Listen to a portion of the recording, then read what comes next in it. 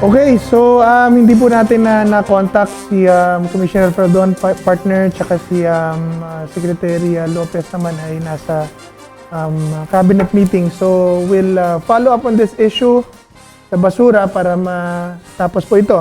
Pero ngayon po kasama natin naman ang mag-asawang Julie at Greg Soledad. Po, magandang hapon po sa inyong dalawa. Magandang hapon din po. Meron po silang inireklamong, inilapit na reklamo rito, partner, yung napakawalang yung pro-friends na yan. Pero kayo na po ang magkwento. Ano ba nangyari? Meron kayong, sige, kwento nyo na po. Kailan, tsaka ano ba yung nangyari? Nung February 2013 pa, sir, kumuha po ako ng bahay. Nagpa-reserve po ako nung February. Tapos continue na po yun hanggang matapos yung down payment na 200,000 plus. Magkano reservation? 5,000 po. Okay. Tapos start na po yun the following month. Magkano? Hanggang sa, ano po yun, nasa 11,000. Every month? Every Okay. month po yun. Hanggang matapos ko po yung reservation. Yung down payment. So, ang nangyari po, ang sabi nila, Ang bahay saan po? sa Lancaster, New City po, dyan sa Alapan, Alapan, Cavite. Cavite po. Okay, gaano kalaki po yung binili ninyo? Nasa 40 40 square? to Sige. opo, ganun. Okay, so tuloy niyo pang kwento. So, ang sabi po nila kasi sa contract, tsaka yung sa agent at ng pro-friends din, 15 months from the point of reservation. Pag natapos po yun, turn over na daw po yung bahay. So, ang nangyari po, natapos ko na po yun the following year, 2014. So, nasa abroad po ako no, nag-email ako sa kanila kung pwede na pong makalipat kasi tapos na po ako sa down payment eh. So, nag-email po sila. Ang sabi nila, kung pwede daw po na mag-offer sila ng ibang unit kasi po yung unit na kinuha ko is 30% finish pa lang po. Since gusto ko na pong makalipat agad dahil nangungupahan lang po kami dati sa Mandaluyong, pumayag po ako kasi yung in-offer po nila na ibang unit is almost finish na daw po, which is 99% na finish. In-expect ko po talaga makakalipat na kami within a month kasi yun po ang sabi nila. Tapos humingi po sila ng mga updated na requirements. Lagi po kami nagko-comply hanggang sa humaba na po, inabot na po siya ng ilang months, hanggang inabot na ng taon. Hanggang ngayon po.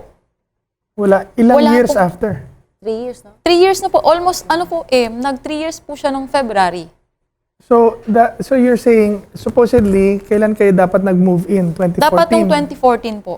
So 2016 na. Nakita niyo na yung bahay na ipinalit? Hindi po. Talagang pinipilit ko po sila, baka kung pwede pong makita po yung bahay. Kasi wala talaga ako nakikita para if ever na may problema, agad. Nasa ibang bansa po kayo niyan? Opo, nag-ano po ako. OFW kayo? Opo.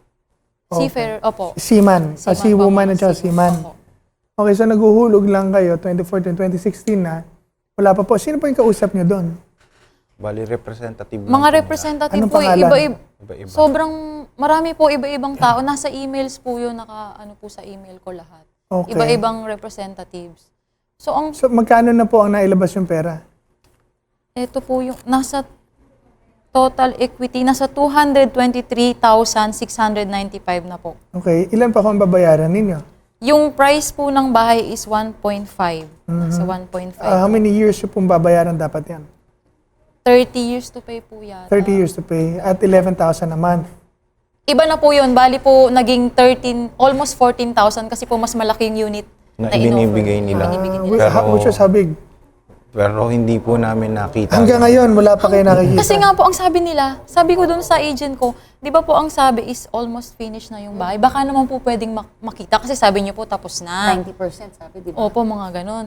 Inikot lang po kami nung van, tapos nagpicture po ako. Sabi, hindi po ba pwedeng bumaba? So nakita niyo yung bahay? Natanaw ko po yung bahay. Pero Hindi niyo po na- kami nakababa. Hindi po kami nakababa. Bakit may nakatira na ron? Wala. Yun nga po, ang sabi ko, bakit po hindi kami pwedeng bumaba? Ang sabi po nila, by company policy daw po, nagbago daw po sila na hindi na pwedeng makita yung unit. Hanggat hindi po na i-turn over yung account namin sa bangko kasi through bank financing po Tapos kami. may problema pa rin. Tapos tuwing nagpa-follow up po kami, bakit nagagalit na nga po talaga ako, nagpapanik na ako, bakit ang tagal? Saan po, sino po ang kausap niyo? Marami. Marami po. Sino po may-ari niyong Pro Friends? Hindi niyo kilala. Hindi po namin. Tapos sino Wala yan? akong idea. Meron Sa po. Mandaluyong Sa po. Mandaluyong po. Sa Sa loob. may Shaw Sa may, Boulevard malapit po po. siya sa Oo. Toyota. Nagpunta na po kayo doon. Ilang beses ilang na po. beses Alam na mo po yung kahit sobrang laki na ng tiyan ko. Kasi problema po kung saan ako manganganak eh. Maliit lang po yung inupahan naming bahay. Puro sila nangangako na malapit na yan, basta na turnover sa bangko. Kaso Madali po, nang mai-take out yung tumagal bahay. din po sa bangko. Ngayon Sa po, isang bangko. Ibig Bali sabihin po yung loan nyo sa bangko. Hindi po, bali ang sabi nila sa amin, Kung saan pagkakapaliwanag daw sa po amin, ma-approve ng kung saan bangko. po ma-approve ng bangko. marami po kaming pinilapan doon Pinipilapan ng mga na form ng form. iba-ibang bangko. Kung Sino aling nag-asikaso ng bangko? Sila din Sila po, din. pinaprocess. Ngayon po, one time, pumunta po ako kasi may account po ako sa UCPB. Parang out of curiosity, nagtanong po ako sa manager. Ano po ba yung mga requirements? Halimbawa, gusto namin kumuha ng bahay pero through bank financing.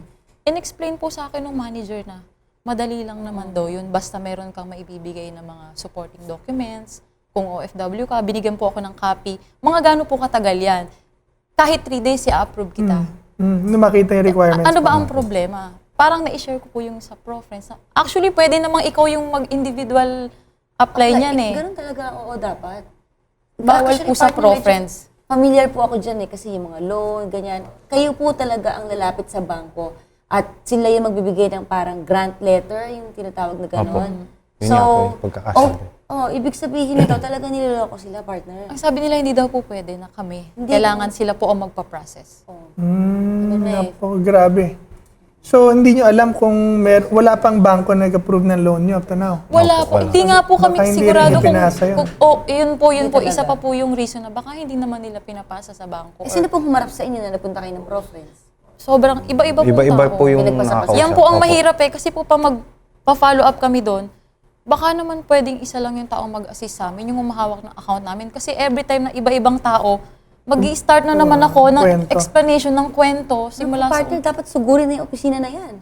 Kasi ilang years na to, 2013 po kayo Years, nagsimulan nagbayad, 2014 yun natapos, di ba? Tapos wala pa ring bahay. Sino Grabe. ba pwedeng kontakin dyan? Hindi, ano yan? Nasa ano nga yan? Nasa HUDCC. Kay sa Mang ATSI. VP Lenny? VP Yeah, Mang kay Lenny or kay VP Lenny or sa NHA, pwede rin natin itanong yan kay Secretary June. Pero what steps have you taken na po ba? Bali, You filed any case? Wala pa Wala po. po. You filed a complaint sa... Sa ngayon lang complaint lang po. Bali, nag-complaint na, nagbigay na po kami ng informal complaint Gumawa lang po kami letter ng po letter ng na demand parang na we are request. refusing na kunin na po namin yung Parang inano po letter of namin. withdrawal. yung kinukuha niyo yung pera niyo. So ano po nangyari? Kailan niyo pa ho inumpisahan kunin yung pera niyo? Gumawa po kami nung sa amin lang, yung letter namin. Parang, Request. yung request letter po namin. Wala rin pong nangyari. Tapos Kailan po niyo yun, po ipinasa yun? matagal na po yun. Before pa taon na? pong mag-send din si attorney ng letter sa kanila. Which was when? Last year po. Last year pa? Yung Wala kay pa kayo Attorney nare-refund? Pipoli. Ano Wala. sagot nila? Ito po yung sagot nila. Okay. Nakabasahin The ko. basis of this Ah, sige. approval of your reappeal refund was based on all the items that were laid down in your request letter. Ang mahirap po kasi ang lagi nilang sinasabi, kaya daw po na-disapprove yung Ito po, Ah, sabi ko. withdrawal is hindi daw po kami nagko-comply sa Ng mga mga updated updated requirements. requirements, which is sobrang mali. Sabi ko nga po kay attorney, lahat ng conversation namin sa email, andyan po na, alam niyo po, nagagastosan na kami sa internet, kakasend lang, mga scan copy ng mga Ito sabi nga, IDs. The basis of disapproval of your reappeal refund was based on all items that were laid down in your request letters. To further illuminate, the reasons for the delay in loan processing is due to non-compliance of documents the bank requires for the succession of application. Hindi na po kayo nagpapasa. Ang sumulat po nito ay si Ariel Demirin, opo. Client Relations Associate, dun po sa ng Pro-Friends. Ito nga, ang kanilang address. Walang address dito pero ito sa Mandaluyong Kanyo po, ano? Opo, sa Mandaluyong. So, hindi po totoo na hindi kayo nagpapasa ng mga Ito po kompleto po yung- mga dokumento nyo. Ito po yung gawa-gawa namin na letter. Hindi, ito pinasa nyo po sa kanila to. Opo, meron na po siyang Ang stamp. nireplyan nila, yung ito. Hindi po, ito po, bali, verbal lang po. Sabi nila, hindi daw po na-approve. Oh, Kasi po, November 12. Ito po yung reply nila dun sa Tuma, nagsulat ka November 12, nag-reply sila partner March 1, 2016. November 12, 2015, nag-reply sila March 1, 2016. Talagang nagpabaya.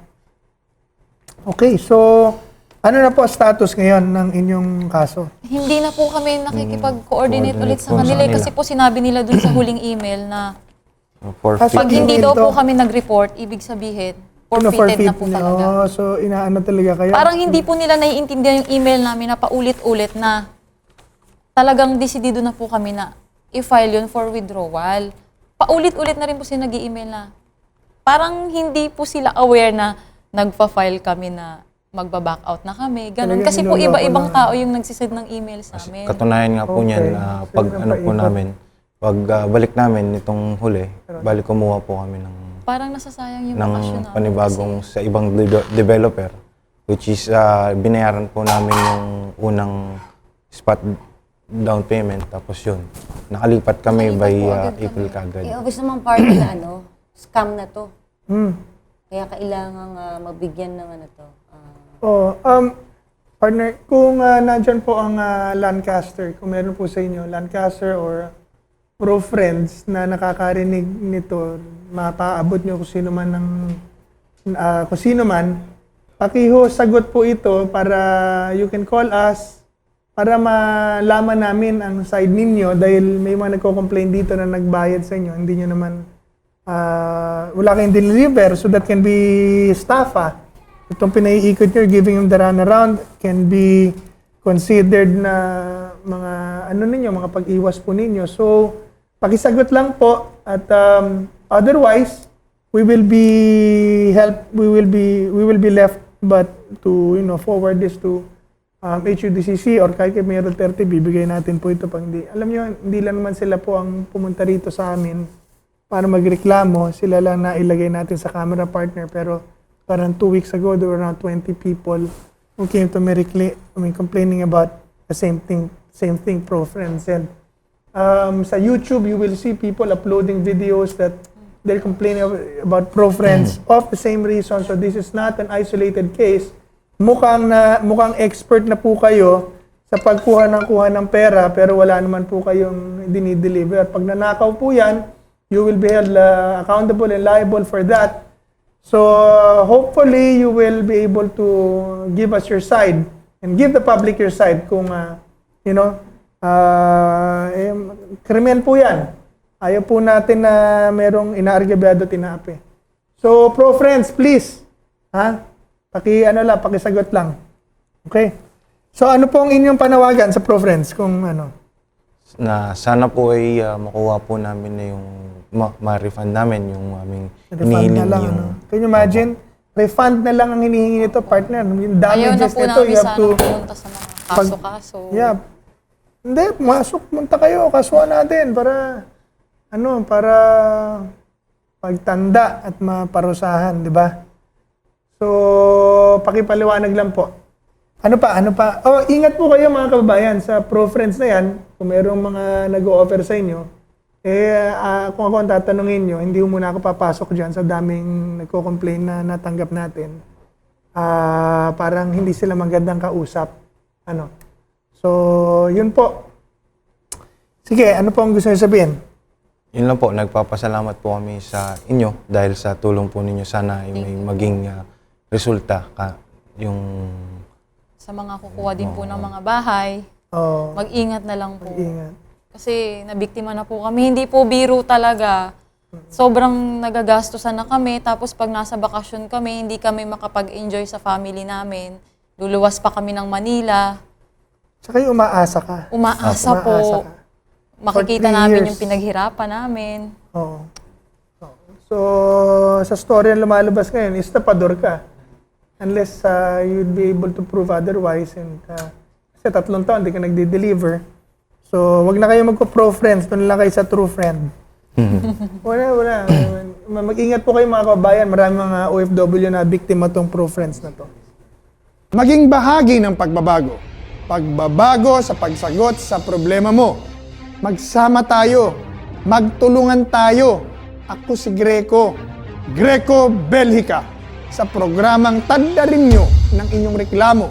sa lugar nyo, mga ahensya ng gobyerno, at kahit pa sa mga pribadong kumpanya, kampihan tayo. Laban sa kahit na kaninong tao, maging bahagi ng pagbabago. Ireklamo kay Greco dito sa DZRH.